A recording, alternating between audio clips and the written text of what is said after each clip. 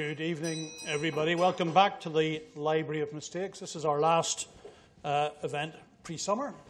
There'll be nothing in July. Keep a close eye on August. There may be something in August, but not organised yet, so you might be something. And we're back in September, where we will be part of Edinburgh's Festival of Finance, and there may be a slight Irish tinge to what is going to happen in our version of the Festival of Finance here at the Library of Mistakes. For those of you who are here for the first time or watching for the first time, we are a free public library, open 9 to 5, Monday to Saturday. You do need to register, but once you've registered, you can use the library by making an appointment, but also you'll get invites to these lectures and informed about the podcast. We launched a new podcast today. Very excited. It's the Irish banking strike of 1966. I'm the only person in the room excited then, but anyway. It is really worth listening to as a little episode about an economy that runs with no banks. So let's hope we never go there again. But anyway, tonight I am delighted to introduce Brian Griffiths, Lord Griffiths of Forres Fach. I know I'll pronounce Forres Fach wrongly, but anyway, he will correct me on that. Brian started teaching at the LSE in 1965. And he taught there until 1976. He was then head of the Dean of the Business School. But most importantly then was involved in government as head of the Prime Minister's policy unit from 1985 to 1990 in a great battle against inflation, a first-hand account of a great battle against inflation at a time of great political turmoil. So in the Library of Mistakes, we often have people who come here and they talk about things they've studied, but here we have a gentleman who didn't study it. He was actually there in the front line. After leaving Downing Street, he entered the House of Lords. He's still in the House of Lords, a friend of Lord Lamont, who opened this library when it initially opened all those years ago. So Brian has written this, Inflation About More Than Money, Economics, Politics, and the Social Fabric. So to put it mildly, timely, given what we've just been through, it is now an FT summer read for this year. You'll find it recommended as one of the books you should read. And what it does that so many books don't do is it talks about money in something more than just a purely economic view about the social and the political and the political economy of money, as well as the economic impact of money. So we're going to hear from Brian first. I'll ask a few questions after that, and then as usual we'll throw it open to the floor. And I have warned you that the floor is very good at asking difficult questions. So Brian, over to you.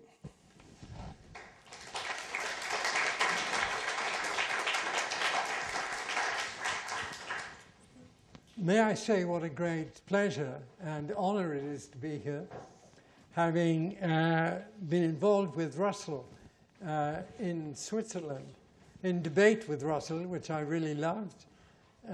He's a real fighter. I'm a Welshman. He's a Scotsman. And we got on extremely well. Can I say it's a great pleasure to be asked to speak here tonight.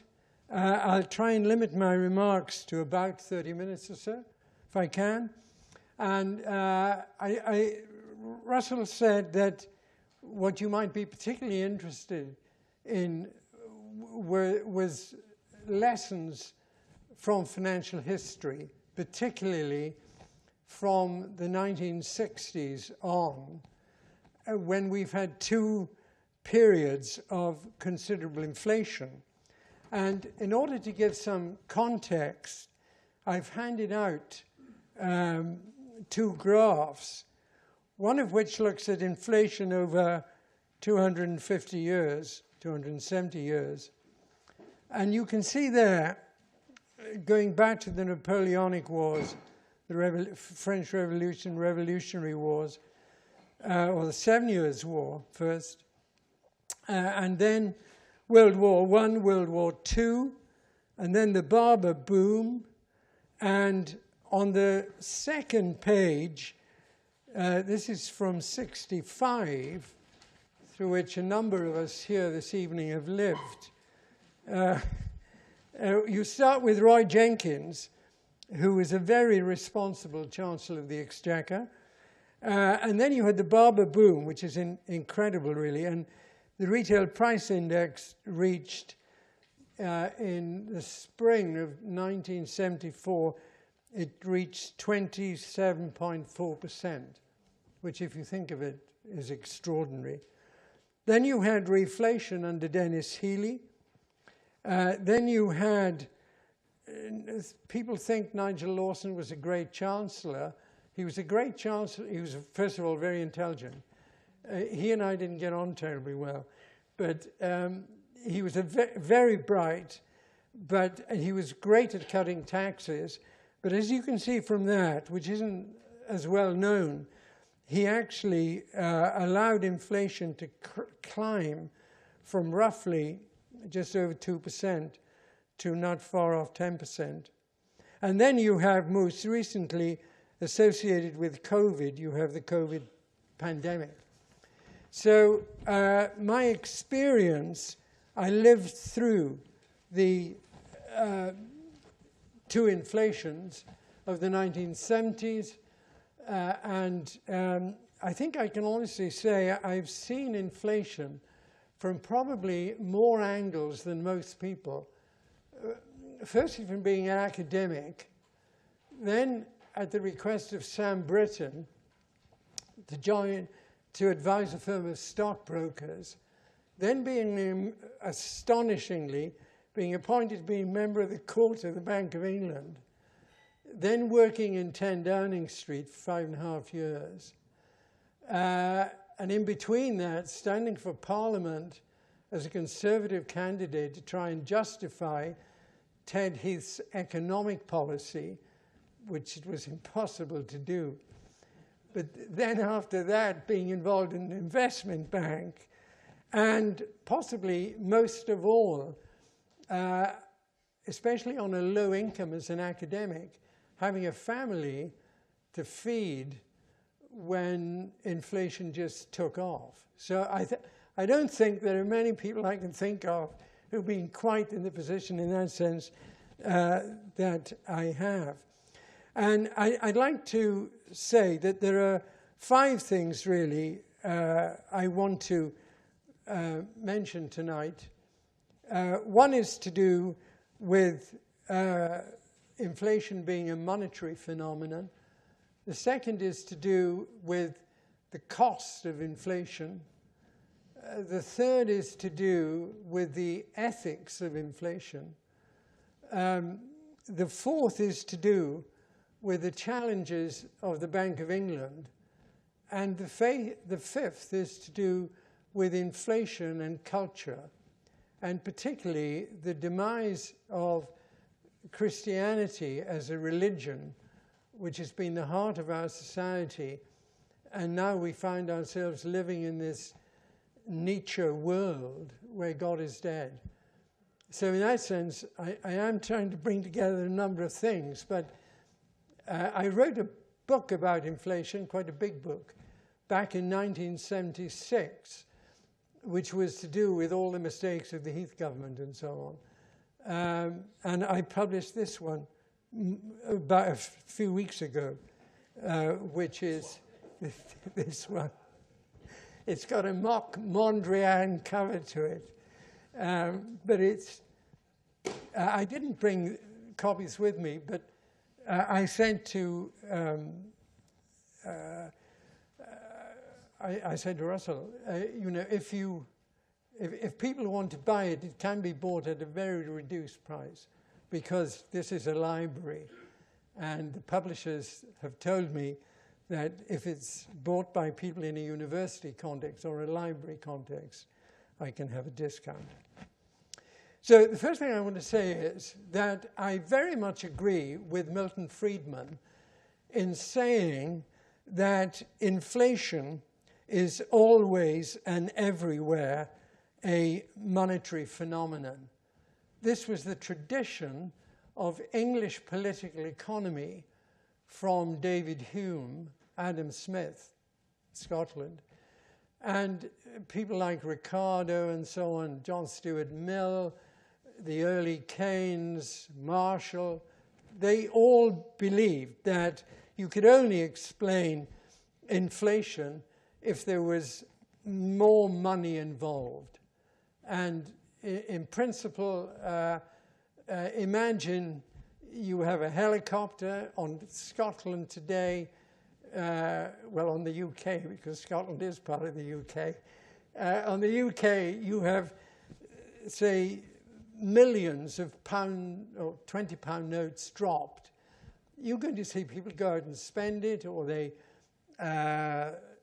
buy houses, or they invest it, or whatever they do, but the prices of everything go up. And the quantity theory of money is no more really than that. And until the 1930s, that was the dominant view. Then Keynes comes along and says, how do we explain 20% of people being unemployed? And we can only do it if we assume that wages are exogenous to the economic system. That, in other words, they don't respond to supply and demand in the way other markets do. And even today, the model of the Bank of England is one based really not on how markets work, but on psychology, and particularly the role of expectations. And the reason they emphasize expectations is they think if the governor makes a speech, it'll change expectations. What we found is that it doesn't always work, however well-intentioned the governor is. I can't go into all the details of it, but by and large, I would say the evidence says there is a long-term relationship. If you increase money, you will increase the price level. And if the rate of change of the money increases, the rate of change of the price level will increase. But in the short run, there are many factors which influence what happens from week to week, month to month. From the figures which come out, for example, from the Office of National Statistics. And therefore, it's very difficult for the central bank to control money on a very short-term basis, week to week, month to month, and so on. And sometimes, like, for example, the Liz Truss episode, or COVID when it first started, the financial markets were in chaos, and the Bank of England had to go in order to rescue banks, or more recently with Liz Truss, to rescue pension funds because they needed liquidity. So there is no immediate short-term relationship, but long-term there is a relationship. But the interesting question raised is, why does the Bank of England increase the money stock? And if you go back to the early 70s, in order to get inflation of 27%, the money stock increased at a tremendous rate. And it was as a result of Ted Heath and Tony Barber, who was Chancellor of the Exchequer. They said, we're going to join the European Economic Community and we're going to go for growth. And they said, we're going to have growth at 5% for 2 consecutive years. Well, you know, growth at 2.5% was tough in those days. Today it seemed tougher. To get 5%, what happened was they brought interest rates down, allowed the money supply to shoot up, and what you had was inflation. I think that, to me, the question is, to what extent, and I'll come on to it later, but to what extent the central bank should be quite separate from the Treasury, and to what extent should central bankers be separate from politicians? Not that you want them not to get on and to quarrel. That leads to trouble. But on the other hand, to really be 2 entirely different kinds of institutions, I have to tell you that even today, any reference to money and inflation in certain circles, it's really considered, you know, you really come from the backwards. You really have not come into a modern econometric age. And recently there was a book published by Tim Lancaster, who is Mrs. Thatcher's effectively, or one of her 3 or 4 private secretaries in 10 Downing Street. And he wrote a book called Inside Thatcher's Monetary Experiment, The Promise, the Failure, and the Legacy. If anyone wants to read a review of it, which I wrote, I will send it to you. But I don't think he really got at the heart of the issue. But if I can just give you one, if I can quote something, one of the most distinguished academic central bankers, I think, of the 20th century, was somebody actually who was a year younger than, a year between myself and my wife at the London School of Economics as undergraduates, a man called Stanley Fisher, who was chairman of, or chief executive of the Central Bank of Israel, and then in America, vice chairman of the Federal Reserve System. And he was in the IMF for quite a long time as a senior economist, did research with two others, and based on the evidence from 133 countries, this is the conclusion. In sum, the data show that the inflation-money growth link is exceptionally strong both in the long and the short run. I'm quite surprised he puts the short run in. While the relationship may not necessarily be instantaneous, nor precisely one-for-one, there can be no doubt that inflation can be ended if the monetary taps are turned off. In this sense, therefore, our evidence overwhelmingly confirms what every school child knows. Inflation is always and everywhere a monetary phenomenon. This, however, is only the beginning of wisdom, for the next question is, what drives money growth? So that's the first point. The second point I want to make is that inflation has a real cost to society. And there are two kinds of inflation you have to distinguish. One is an intellectual exercise. You imagine an economy in which every price, interest rate, exchange rate, everything could be adjusted to the expected price level. So prices increase, let's say, 20%, but wages increase 20%, welfare benefits increase 20%, interest rates rise by a certain percentage, the exchange rate goes down by a certain percentage. Everything in the economy has been adjusted to be absolutely reflective of the increase in money. That's an ideal world. In that kind of world, people said, especially distinguished economists like Jim Tobin from Yale, the cost of inflation is simply it's the cost of shoe leather of people having to walk to the bank just to take money cash out from the bank. Well, of course, that is really laughable. The cost is actually much more serious than that. And what I mean by the cost is that an economy is poorer after inflation than before inflation. And you say, why is that? And I think for a number of reasons. Firstly, it diverts resources from productive uses, people working in productive firms, capital being used in productive firms. It diverts those resources into people holding gold, investing in objets d'art, maybe investing in a more expensive house because they think the price level will continue rising. And because they've come to the conclusion we live in an age of inflation. Secondly, it distorts prices.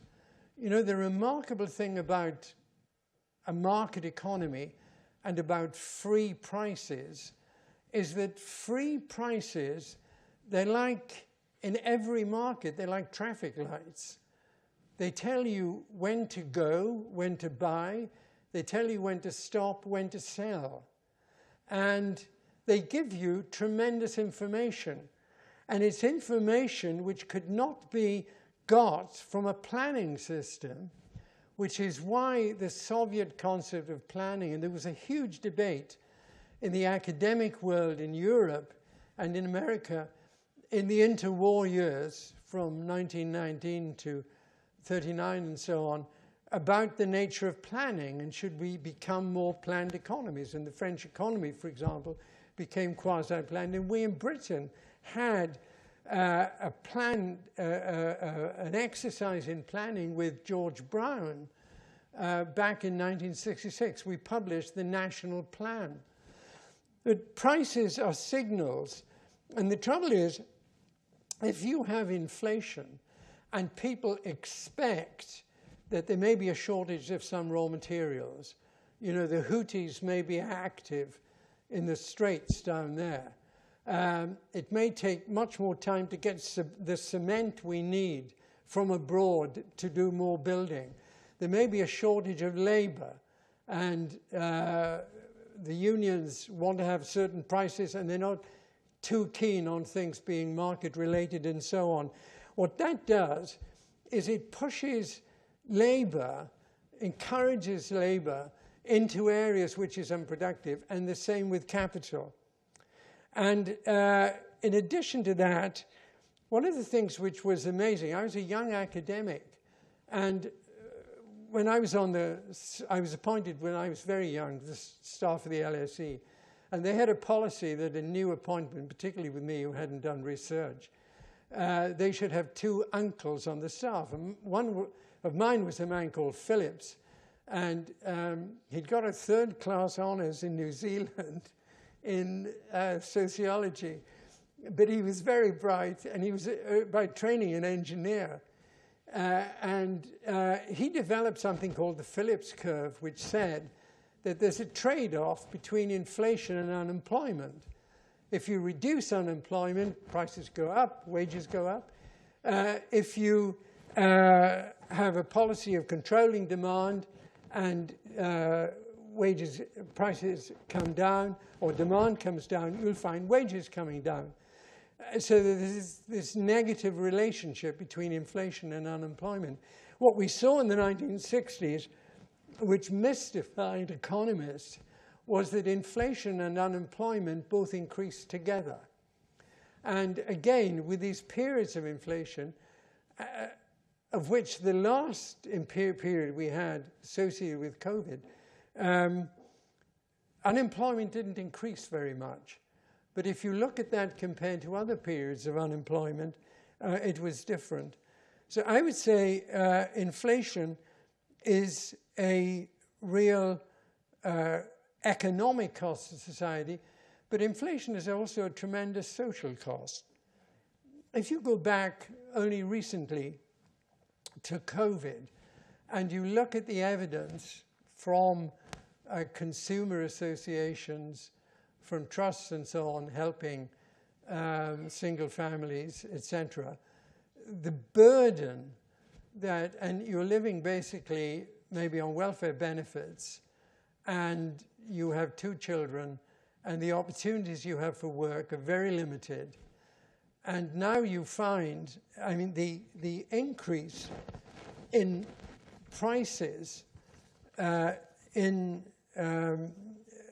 if I can give you an example, the increase in prices in 2020, or in 2022, the average increase in prices was 11% or 11.5%.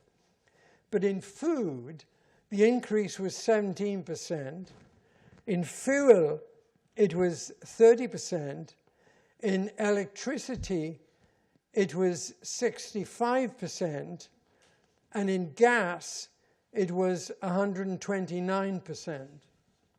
So you can see if you have, you know, when I was an academic and this happened, I could at least write something or go to the city and somebody'd ask me to talk for something, they'd give you £50 or £100, which really meant a lot at that time. But for some people, that is not an option available. And they are squeezed by inflation. And as a result, it becomes, I think, a very serious social problem. And the evidence, and I quoted in the book, the evidence from the testimony of people who've been in this situation, it really makes you, drives you to tears, really, because they are really pressed. It was, the slogan, if you remember, at the time was heating or eating. The third thing I want to say is that inflation is a deceit. If I have, I don't think I have, I haven't got a £20 note on me, but my wife will, I'm sure, produce one, or somebody will produce one. I have here, I shall return it. I have here a £20 note, and you can now hardly read what's written on it, incidentally. And on the euro, this is not written. But the £20 note says, I promise to pay the bearer on demand the sum of £20 from the Bank of England. But the economic department of the Bank of England, in its model, it's predicting in 1 year's time that maybe inflation will be 10%. So a £20 note, instead of being worth £20, in 1 year is only worth £18. But the Bank of England says, we promise to pay you £20. I shall put it there just so that I don't forget.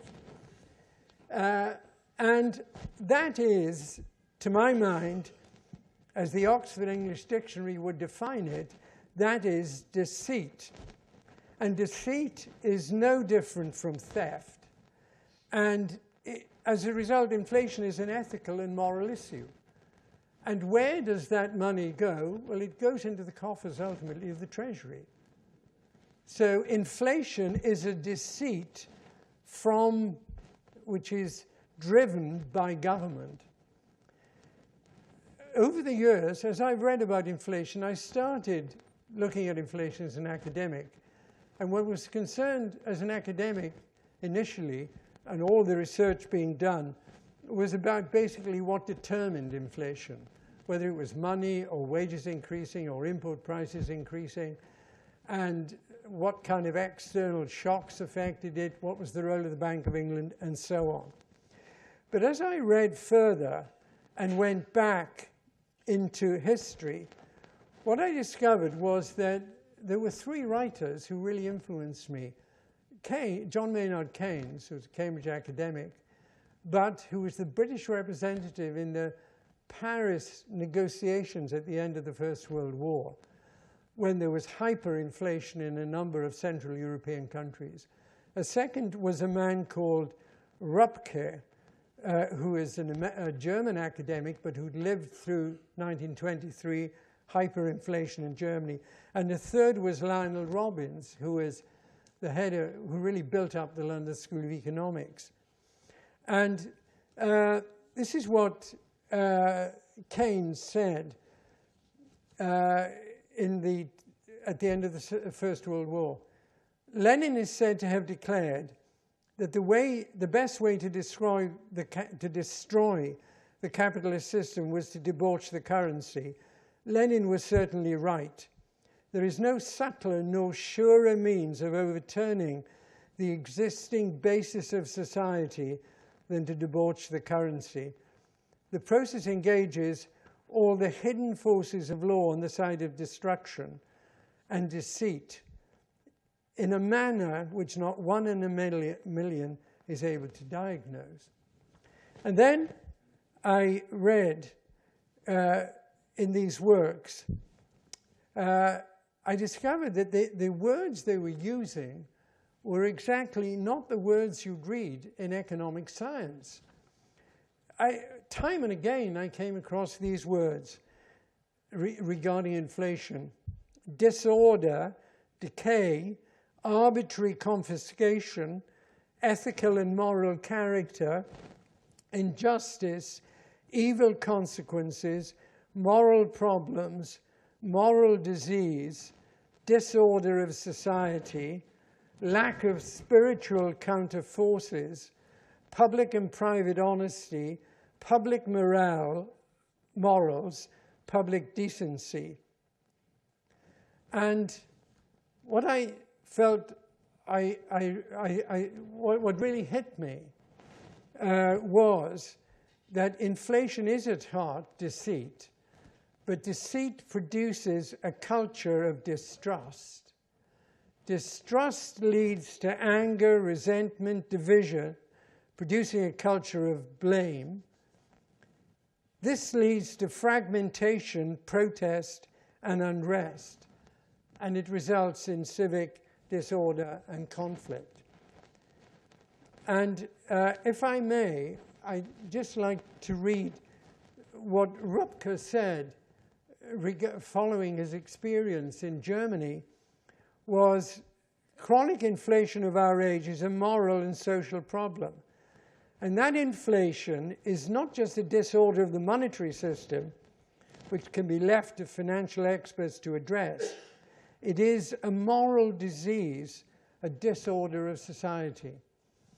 And then in '72, I was a keynote speaker in a conference chaired by Lord Robbins. And I'm going to read this out. It's fairly long, but I do it because I can remember him giving it now. Very tall man, very elegant.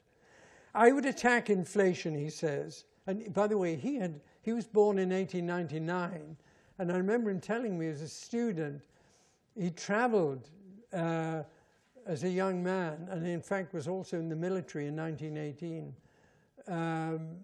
and saw inflation at first hand himself. I would attack inflation not merely because of the effects on production and distribution, but also because of the effects on general morale. One has no idea, unless one has lived at some time in a country inflating at a brisk rate, or unless one is alive to what is happening here. This was Britain in 1972, of the subtle effects inflation has on private or public honesty, and eventually on the political solidarity of the society in which it takes place.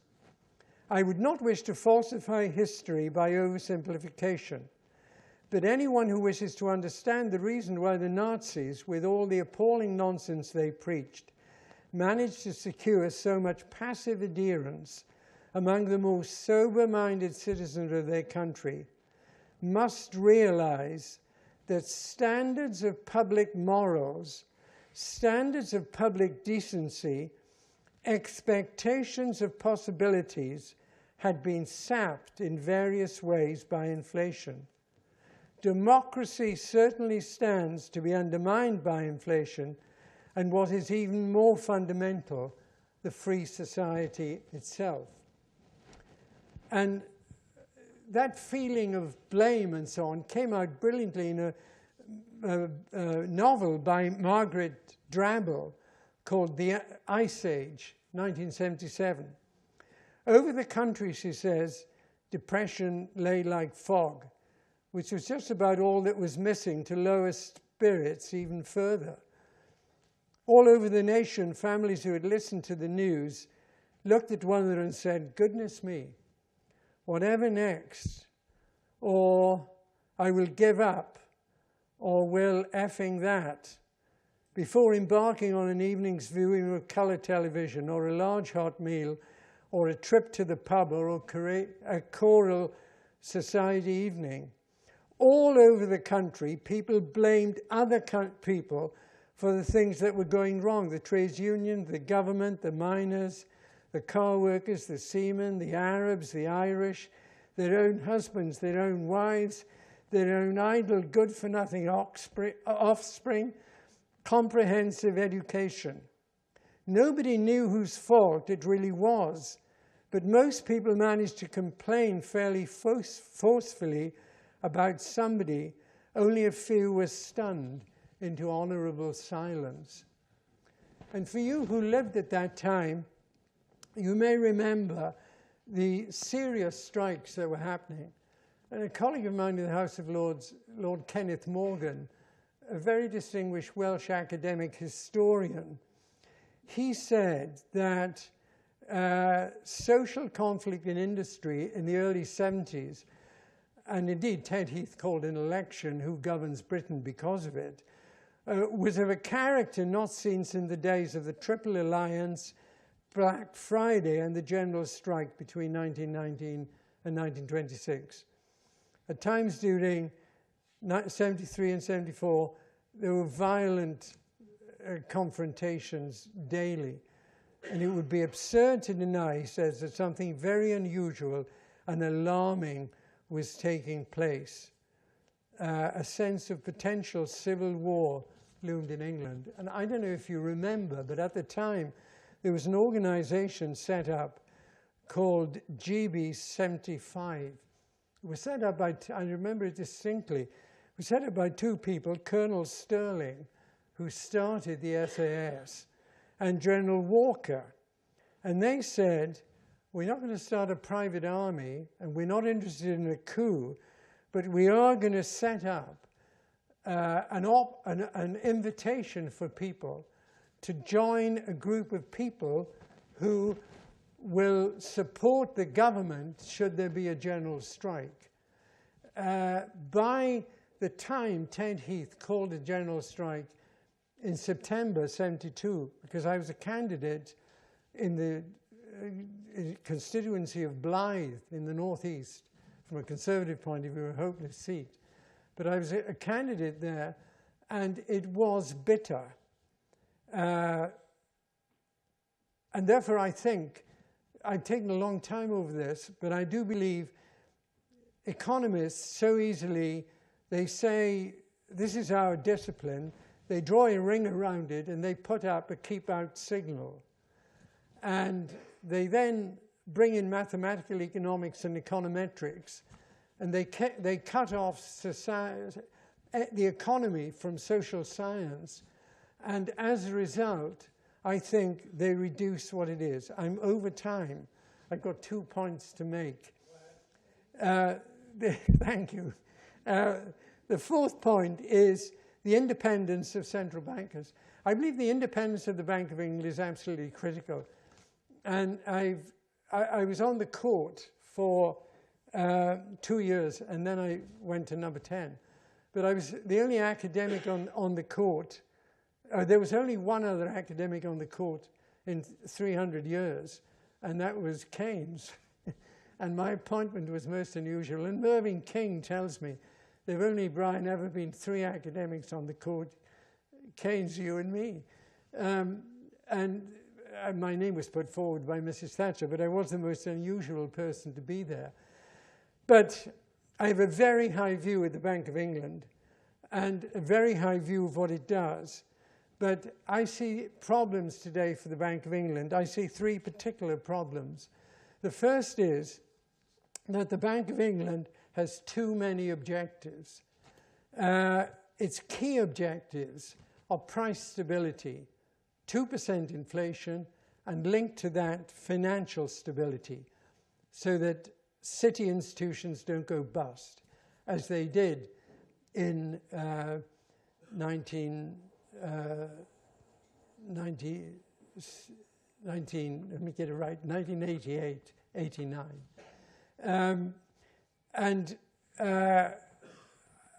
I think financial stability is very much easier if you have price stability. But the Bank of England, their objectives, for example, competition in the financial system, regulating financial infrastructure, that's markets, exchanges, and so on, championing London as a global financial centre, climate net zero agenda, nature in addition to climate, diversity, equality, inclusion.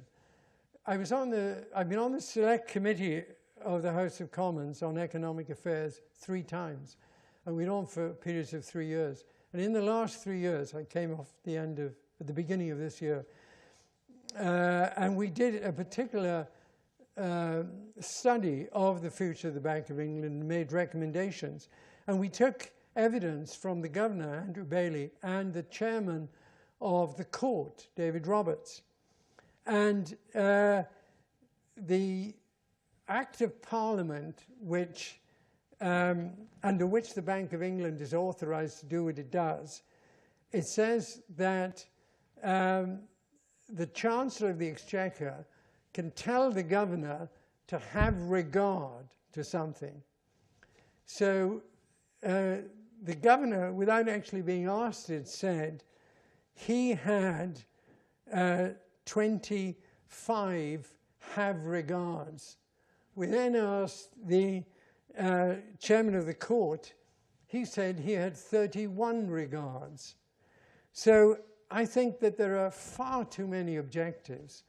And what they do is they make it more difficult for the senior executives at the bank, who are actually crucial to its working, the governor, the deputy governors, and then senior appointments like the chief economist. They cannot devote all their time to so many different issues. Secondly, and incidentally, I do find it curious that when Mark Carney was governor, he made a huge fuss about climate change and about carbon emissions. Now that he's become Prime Minister of Canada, he's switched his tune completely, and he's all in favour of pushing oil and gas, which is a surprise. Secondly, I think the Bank of England has to be separate from the Treasury. Because imagine you're Chancellor of the Exchequer. You're being pressed, we must have more defence expenditure. So we make a commitment to defence expenditure. Secondly, we have to have welfare reforms. It now looks something like 80 or 100 Labour MPs will vote against what the government want to do. In that situation, you know, if you're Chancellor and you have the governor there, and the governor can print notes, or better still today, by pressing buttons, the governor can issue government bonds and as a result increase money within the system very easily, which is exactly what happened at the time of COVID. When COVID came, if you remember the week it came, I think the second week, was it in March 2020, the Bank of England said to banks, go out and lend money to almost any business that wants money. At the same time, they increased the money supply, and at the time, everyone, well, a lot of economists, I can think of hardly any exceptions, said it's a national crisis, we have to do something. But they didn't raise interest rates after they had done that in March 2020 until, I think it was December 1921. And during that time, in early, particularly in the middle of 21 and so on, the money supply started increasing at an extraordinary rate. And in America, the Federal Reserve, or the US government actually, got the Federal Reserve to print more banknotes and sent them out to people in envelopes. So it's almost as if a helicopter is dropping notes. So in my judgment, there has to be a sharp distinction. And at present, I should say that until recently, there's a governor and 4 or 5 deputy governors. 3 of them all came from the Treasury, and both the governor and deputy governors are appointed by the Treasury. The Treasury appoints all the members of the Monetary Policy Committee, and the Monetary Policy Committee doesn't relate to the Governor of the Bank of England. The Monetary Policy Committee relates to the Treasury. As Peter Hennessy says, we have a good chap's theory of government. And now you'd be delighted to know, to my last point, which is in a way the most serious. I believe that few governments have ever set out to have inflation, let alone serious inflation or hyperinflation. The German governments during the Second World War and after the First World War, they didn't set out to have the hyperinflation of 23.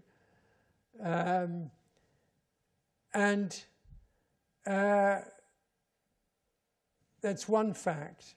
The second fact is that the Office of Budget Responsibility, which is part of government but does it forecast independently of the Treasury and the Bank of England, has a 50-year prediction.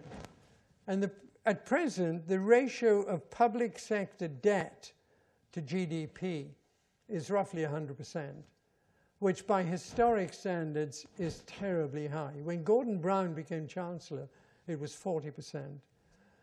People thought when it reached 100%, this was a very dangerous level. The OBR predict, on a 50-year prediction of the welfare state, defense, and everything else, that the ratio of public sector debt to GDP will be 300%. You say 50 years is a long time. I have 4 grandchildren. The oldest is in her early 20s. The youngest is 11. They have to think on a 50-year horizon. Buying a house. What will I do with any savings I have? And so on. And a colleague of mine in the City University, Forrest Cappy, distinguished Scottish name, and by background Scottish, he did some research on what he called serious inflation, which was inflation of 100% or more a year. It wasn't just hyperinflation. And this is his conclusion. The historical account presents the suggestion, because he's an academic economist and historian, that severe civil disorder or weak government has been the critical element in explaining serious inflation. Grave social unrest or actual disorder provokes large-scale spending by the established authority in an attempt either to suppress or placate the rebellious element. At the same time, the division in society results in a sharp fall in revenue. And if I can quote you something which, when I first read it, made a big impact on me.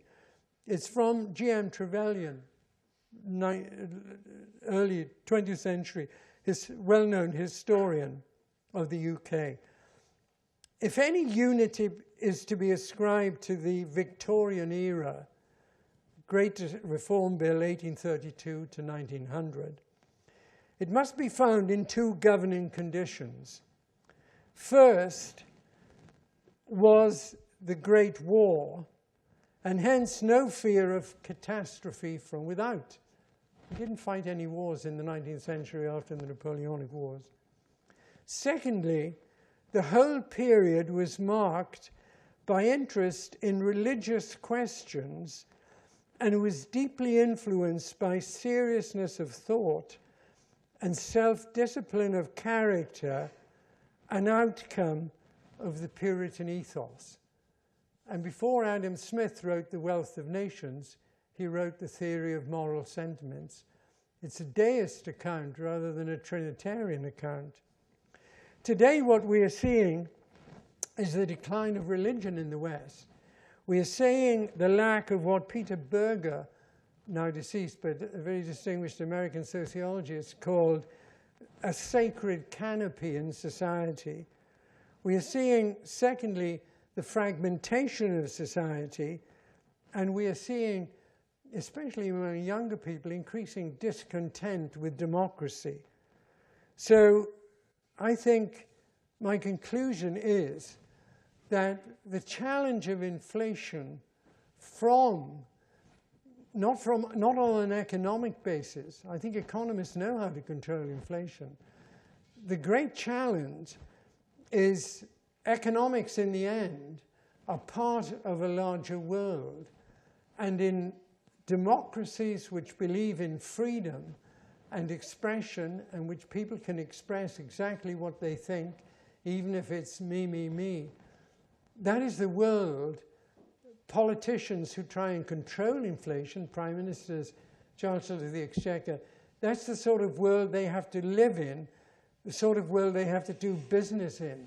And they can't ignore it. And that is not a world which believed in rules. It's not a world of Gladstone. Gladstone never passed an act of parliament saying we should have balanced budgets. Everyone assumed there were balanced budgets. It was assumed there was a gold standard for price stability. It was assumed there would be free trade. And hence, I think the challenge of inflation with 100% of debt, public sector debt to GDP, with the price of gold increasing, and from what I read in the press, almost all central banks around the world wanting to buy more gold, which I think, given my career, is an extraordinary phenomenon. The divisiveness which we've seen in society, the writings of somebody like David Goodhart, when he says our society can be divided into two kinds of people, the anywheres and the somewheres. The anywheres are the people, investment bankers, lawyers, accountants. They can go and live anywhere. They can go and live in Paris. They can go and live in Geneva. They can live in New York. They can live in Hong Kong. And the somewheres who live in the country, in smaller towns, in suburbs. And Nigel Farage has realized this.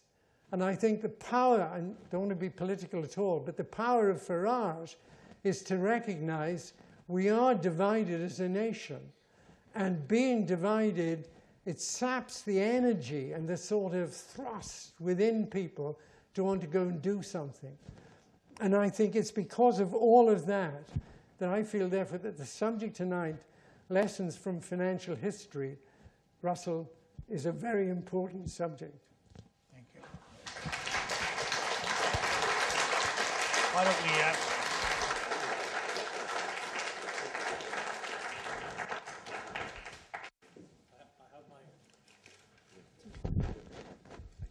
Thanks a lot. I have my £20 back. What? I have my £20 back. I wanted to start at the end and work backwards. So you are by, I think almost by birth, certainly by upbringing, a dissenter. Someone we used to call in this country a dissenter. From 65 to 80, you dissented with the economic establishment. How easy was it to have a view which certainly amongst most economists, I suspect even amongst some of your colleagues, was seen, as you said, as rather backwards? And do you have any advice for people who wish to dissent and how you go about it and do it for so long?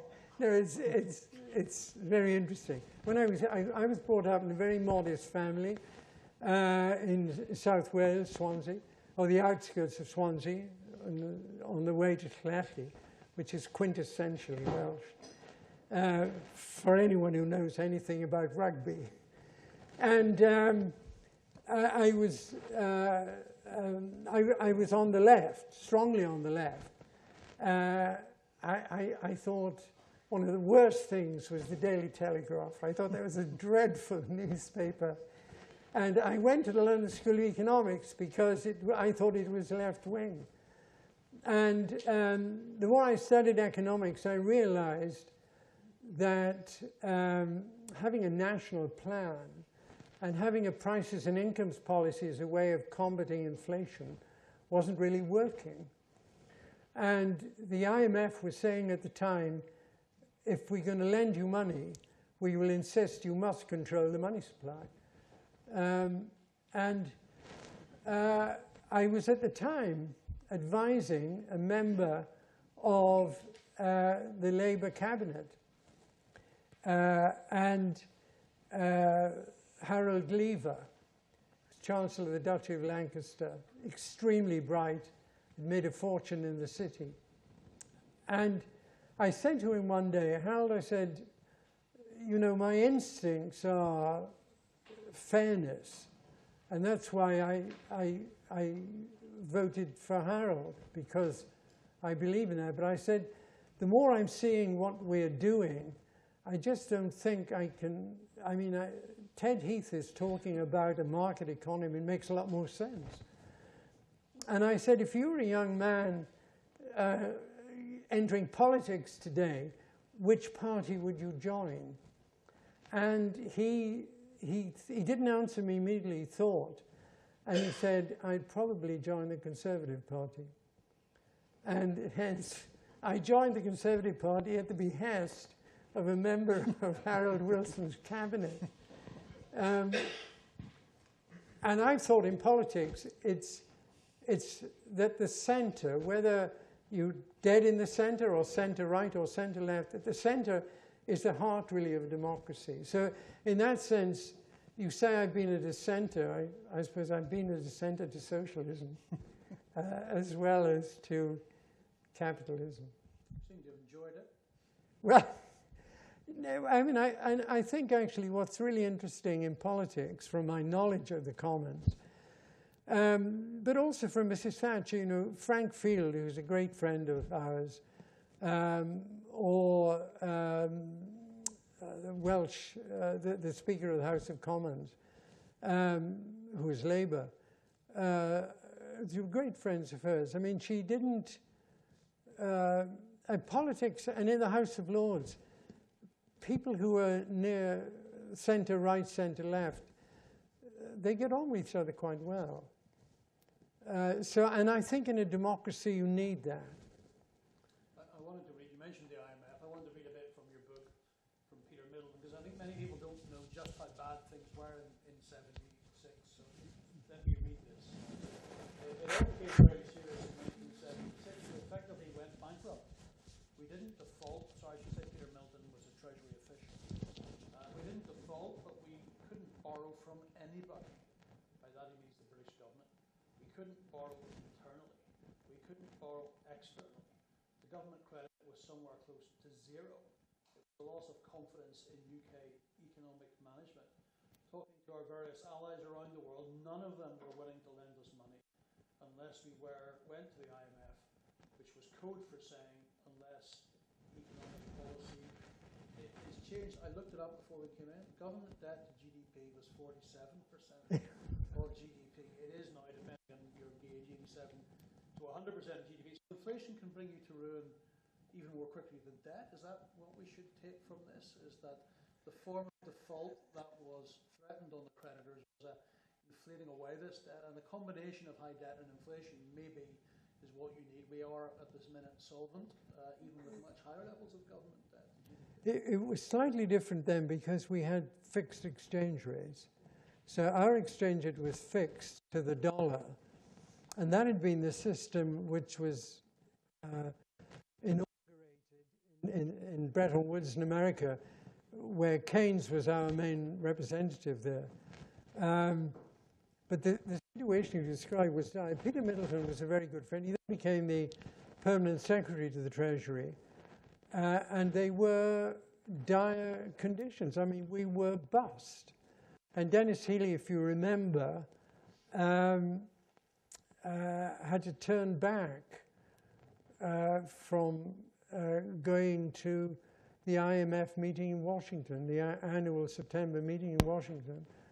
He was in the car driving to the airport, and he just had to go back because he realized there was nothing left. So, but it was actually before you got into government, before Margaret Thatcher was elected, it was Healy and Callaghan who began to talk about money and the importance of it. How much they did about it is a different question, but a realization that the money supply was important actually predates Margaret Thatcher. It certainly predates her, and I said I had two uncles on the staff of the LSE, and the other one was a man called Harry Johnson, who was a very distinguished economist, and had a joint chair at the London School of Economics and the University of Chicago. And Harry said to me one day, he said, why don't we write an article for the Times? This was in, I think it was March 1968, Peter Jay, the son-in-law of Callaghan, was the economics editor of the Times at that time. It's quite a long article. And it was saying prices and income policies are not working, inflation's going up, unemployment going up. The British government is fighting against the IMF because they say these monetarists, and they're totally out of date. The IMF said, I'm terribly sorry, but if you want money from us, you have to cut public spending or raise taxes. You have to reduce the borrowing, and on that condition, we'll give you money. And the article was published, but that was March 68. So it was well ahead. I mean, monetarism didn't really develop until the early 1970s, really. And as I say in the book, I wouldn't describe myself as a pure monetarist because in the short run, it's very difficult for the Bank of England to control money.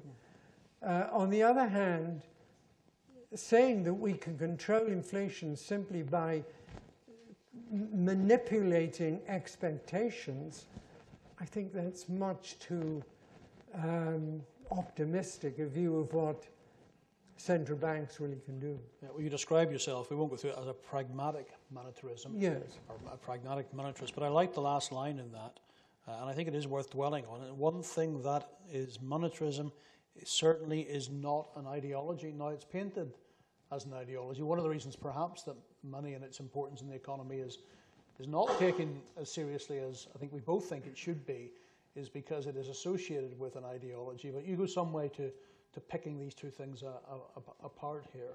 Do you think there is this taint of ideology on monetarism, which is one of the reasons why the economists prefer not to look at it? There's no doubt about that, Russell.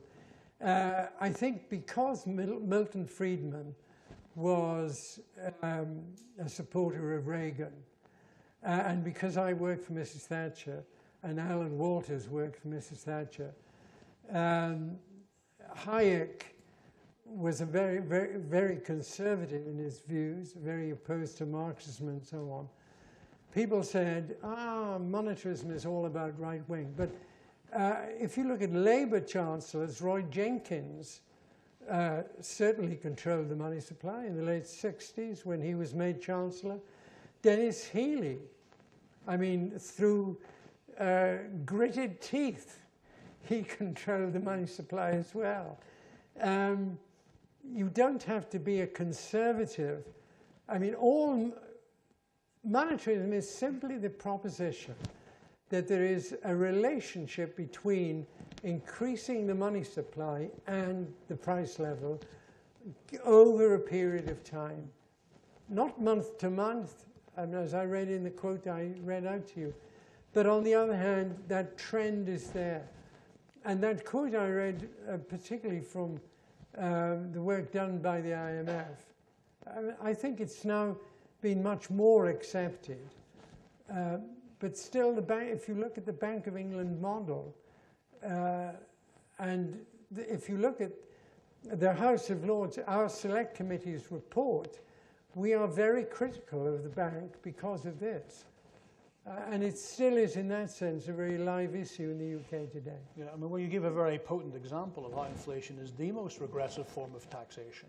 You know, so yes. it's the poorest people in society who really get hurt hardest by it. So it does seem that strange that we ignore it. And we've got this live example now, of course, of this massive boom in the money supply, 2020 to 2022, and inflation. It doesn't seem to have moved the needle on the willingness of policymakers and academics to accept the relationship, or have I missed something and they are beginning to accept? No, you know, I wrote 3 pieces which had a fair amount of publicity between the summer of 2020, in August 2020, I wrote an article saying something like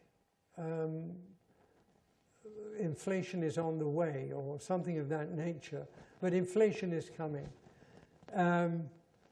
and saying, I mean, all of the signs are, I feel I've lived through this before, which was the 1970s.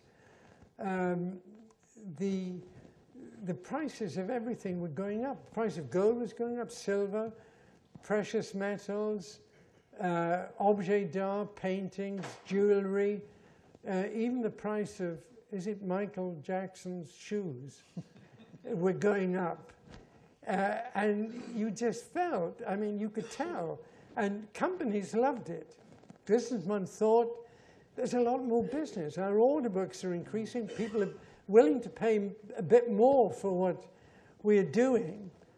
And I just felt, this is so short term. But then what is very difficult to understand, a number of people now started saying, this is inflationary. And when the money supply, particularly in 2021, when it really was increasing rapidly, and the figures produced by the Bank of England were increasing rapidly, it was not until December. And I remember colleagues of mine in the House of Lords who were not economists telling me after I think it was the November decision by the bank not to raise bank rate, Brian, we really have lost confidence in the bank. They really should have increased it. And then, of course, they did increase it, and they kept increasing it until it was in double figures, 11%. Well, I just happened to look at the US numbers the other day from 2020 to current broad money. The total amount of dollars in the world has increased by 42% since 2020. Nominal GDP has increased by 42%. Anyway, if there's any economists watching, you might want to look at that. It's very interesting. We have usually an audience here that is full of questions. So do we have any questions for Lord Griffith? Amazing. That's because I asked all the questions. But Thank you. Thank you. Very interesting talk. You haven't... do you mind standing up so yes, Brian can see it? Yes. You haven't mentioned interest rates, except in passing relative to COVID lending. And last year, I think it was the year before, we had Chancellor here talking about interest rates, which he regarded as the key problem. That they were basically, he was arguing, they were too low. And that if we have low interest rates, we encourage people to borrow and spend, and we discourage saving and investment. We shouldn't be surprised if those two together give us inflation, as it were.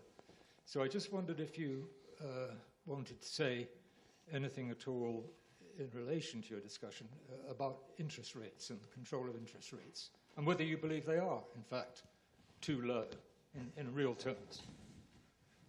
Thank you. You open a Pandora's box by raising interest rates.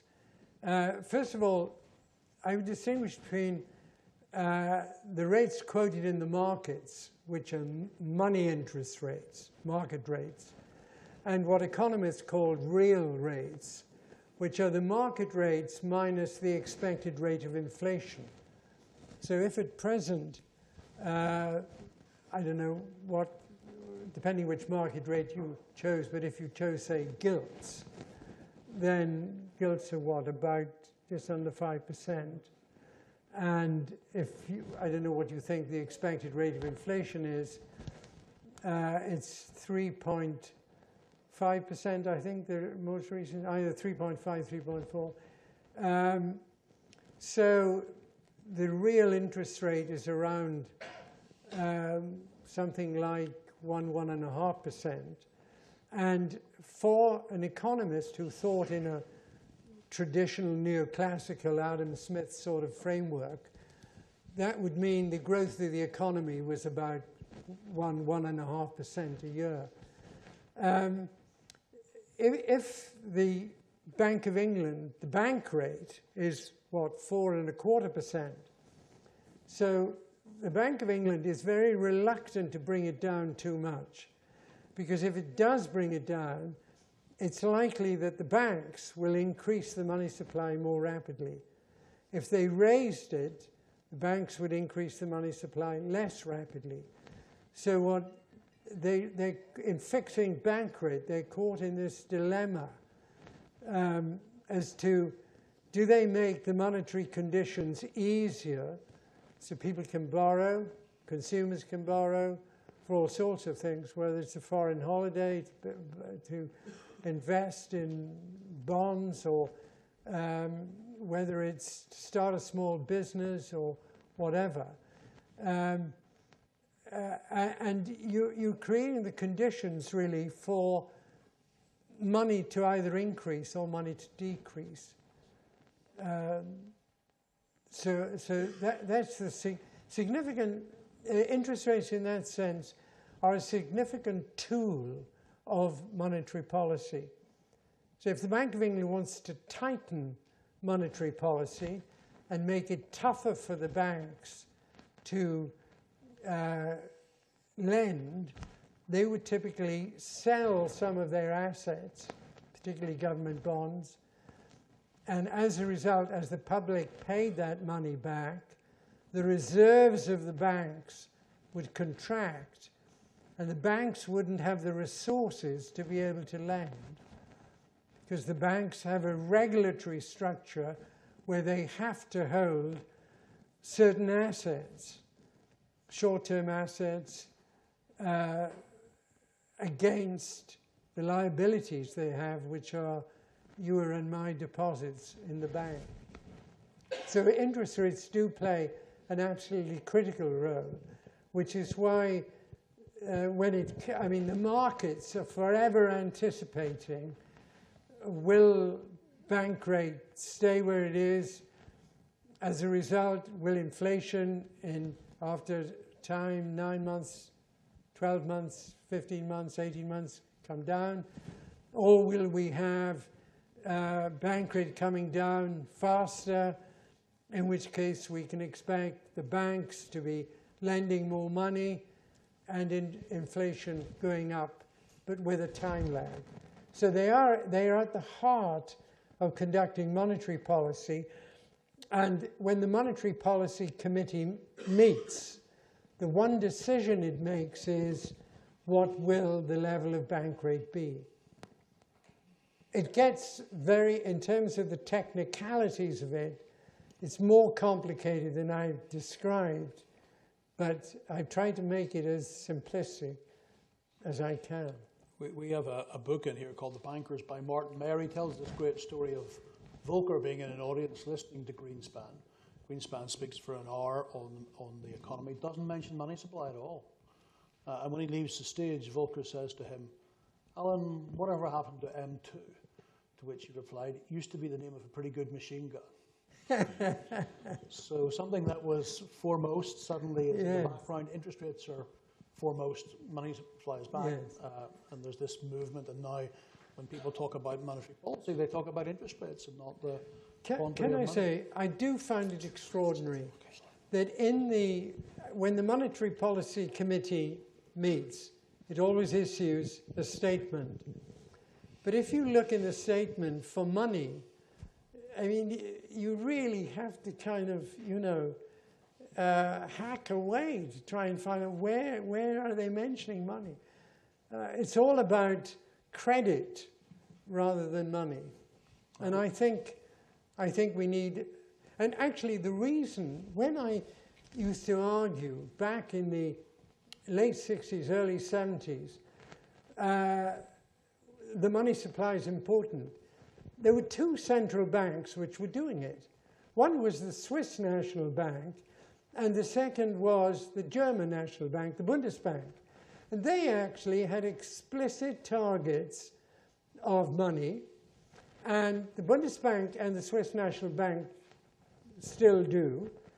Interest rates in Britain are 4.5%, America much the same.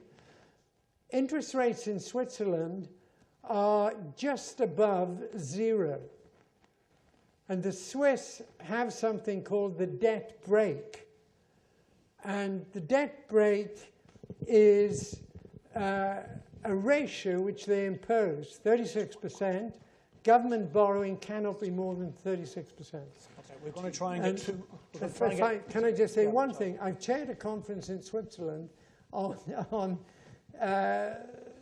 economic policy generally, and more than economic policy, but back in the first week in May, the president of Switzerland, who's also the finance minister, Chancellor of the Exchequer, very good friend, I've known her for 25 years, and I had the pleasure of having a conversation with her. And the one thing she brought up in the conversation as the Minister of Finance, they have the lowest ratio of public sector debt to GDP of any European country, and they have the lowest interest rate by far. And why is that? Because they take the money stock seriously. Sorry to interrupt the chairman. No, but absolutely fine. We're going to try and get 2 questions in before we have to. Okay, quick question. Okay. Sorry, it's David Gow. Can you stand up? I was very... Oh. Sorry, it's here. No, it's difficult to stand up. I've got a stick. Okay. You have special permission as a Guardian journalist. Of before, right, yeah. We go back 35 years, Brian, in that sense. Anyway, very interested by lots of things you say, but particularly one thing struck me when you talked about the mission of the Bank of England and how complicated it had become. It was being asked to do far too many things. Now, I mean, the mission of the ECB is very simple. It's called to serve the people of Europe by safeguarding the value of the euro and maintaining price stability. I mean, are you suggesting that the Bank of England should have a very simple one-sentence mission, period, and all the rest of it can go to hell? And would that materially act as a kind of a brake on inflation, do you think, and inflationary expectations? I am suggesting that the Bank of England should have one overall objective, which is to maintain price stability, which we measure as 2%, and to maintain financial stability. I know quite a lot about the formation of the European Central Bank. The countries that made it had to agree to the euro.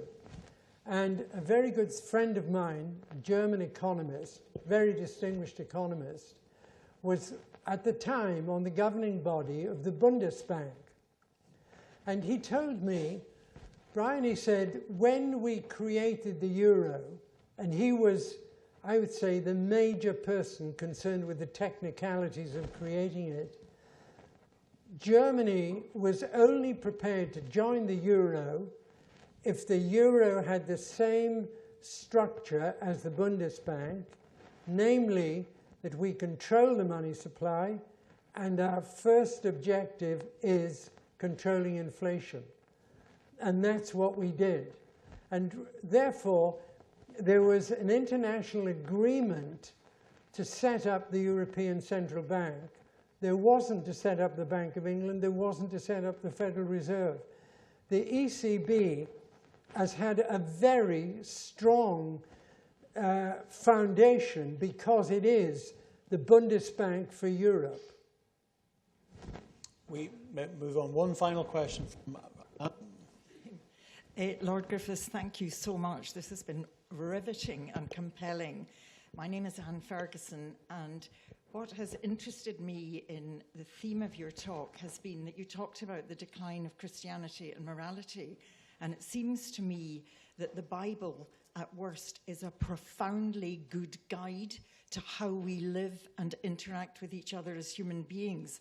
And that has played a big part in the ups and downs of the last few decades. And we now have a Christian chancellor in place, and she does not seem to me to be entirely equipped to push our country forward in the wisest of ways. And we also have a world where we have Donald Trump, who thinks he's God appointed by God and God on earth, and he is deranged. That doesn't mean there won't be some quite useful things come out of his presidency. But I go to an evangelical church, which is predominantly young people, and many of them from Nigeria and many other countries from the world, I am optimistic that we are turning round, that as human beings we really want to support each other. But I would like to know whether you're optimistic as well. Thank you for listening. Two words to do that. So,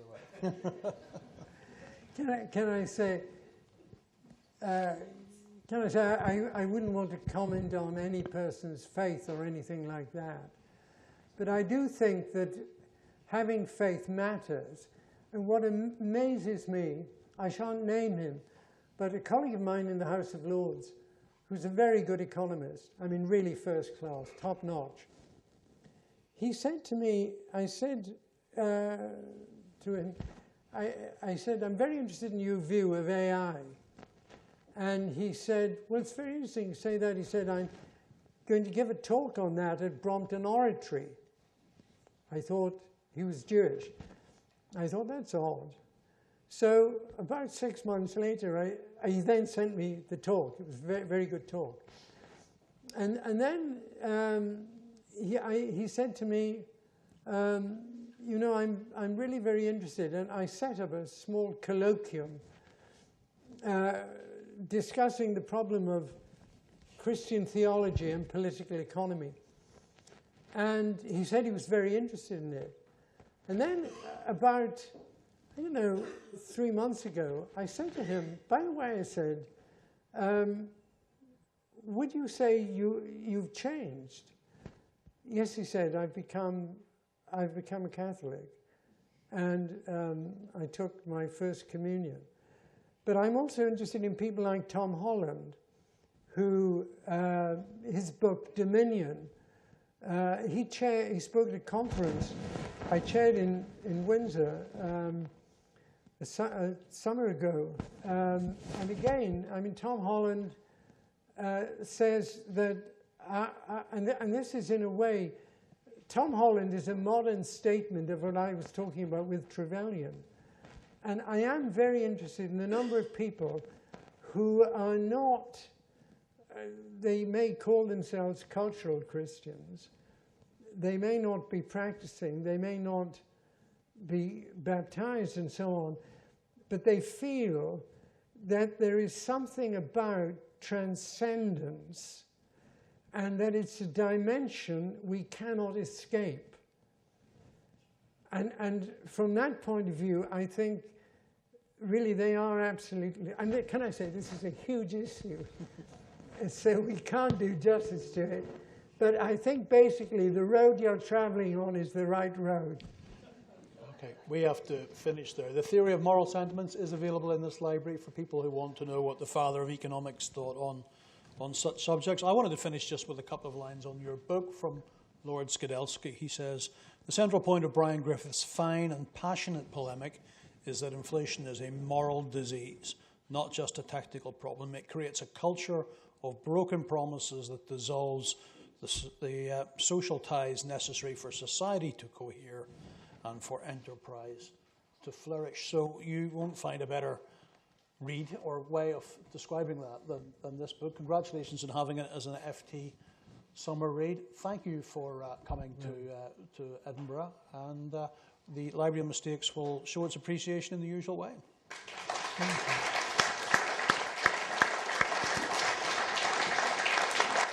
Thank you.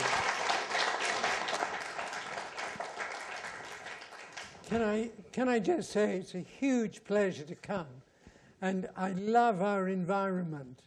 You really feel you're almost in France at some little dive. But at least you feel it's very serious. Mind just looking at the steps. That's all I'll say. Yeah, no, I have to be very careful. Yeah, no, in steps climbing to the step. down. Yeah, carefully step out. All right, go home. Was that all right? Fantastic. Wonderful. When a joke normally gets moral, things like that, and that's very interesting. As you know, most people don't cross the line. No morality.